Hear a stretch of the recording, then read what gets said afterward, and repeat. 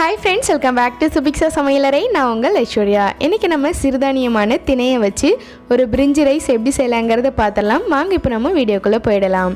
First stove on பண்ணிட்டு ஒரு cooker வச்சிடலாம். குக்கர் சூடானதும் 1 டேபிள்ஸ்பூன் அளவுக்கு நெய் சேர்த்துக்கலாம்.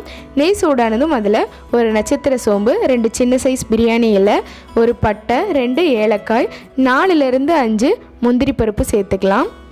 இப்போ இது கொஞ்சம் எண்ணெயில் வதங்கி வந்ததும் இது கூட ஒரு மீடியம் சைஸ் பெரிய வெங்காயம் நீளவாக்கில் கட் பண்ணிவிட்டு சேர்த்துடலாம்.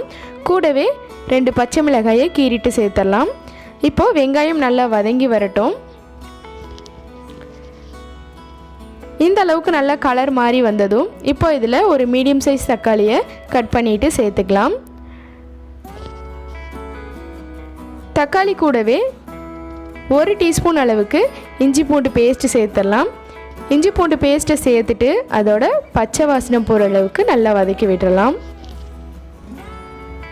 இந்த அளவுக்கு நல்லா பச்சை வாசனைலாம் போயிட்டு வதங்கி வந்ததும் கொஞ்சமாக புதினா இலையும் மல்லி இலையும் சேர்த்துட்டு கலந்து விட்டுறலாம்.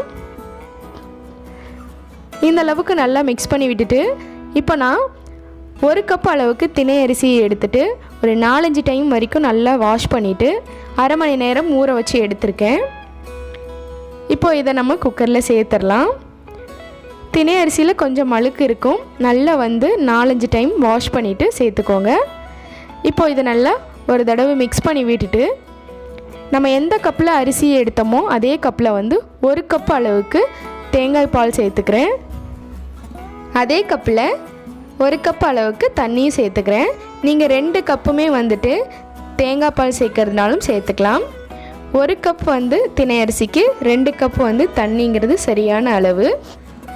இப்போது தேங்காய் பால் சேர்த்ததுக்கப்புறமா இதுக்கு தேவையான அளவு உப்பு சேர்த்துக்கலாம். நான் 1 டீஸ்பூன் அளவுக்கு கல்லுப்பு சேர்த்துட்டு நல்லா மிக்ஸ் பண்ணி விட்டுட்டாச்சு.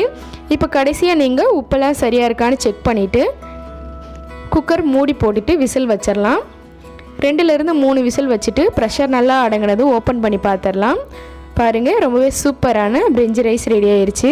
இதுக்கு நம்ம சிம்பிளாக ஒரு ஆனியன் ரைத்தா வச்சு சாப்பிட்டாவே ரொம்ப டேஸ்ட்டாக இருக்கும்.